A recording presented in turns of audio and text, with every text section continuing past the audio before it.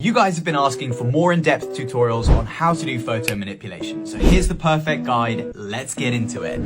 Alright, so let's fix the lighting on this apple to fit into the environment in 1 minute. Start by adding a black and white layer. This allows you to see the difference between the apple and the rest of the environment. Add a brightness layer and clip it to the apple. Change the settings and just try and match the same color as the environment. Do the same with a levels layer and keep playing around with the settings. You can do it with a curve and the exposure layer too. You can remove the black and white layer now and you can see that it already looks a lot better. But right now there's no shadows, so let's add an exposure layer. So now I'm turning the exposure down and clipping it to the apple so you can see it's a little darker. Press Ctrl I to invert the mask. So here's my favorite part. You can actually use this exposure layer to draw on these shadows to create this awesome, realistic looking environment. So that's already looking better, but we need a shadow on the actual tree trunk now. So let's add a new layer and go to the brush settings and make a flat brush. So just draw on one single dot with a nice black soft brush and drag it underneath the apple. I suggest playing around with the opacity just to make it blend in a bit more. Now for the coloring, click on the apple layer and go to hue and saturation. This apple is still too bright for our environment, so let's bring the saturation down and it looks like we're about done. Follow for more Photoshop tips.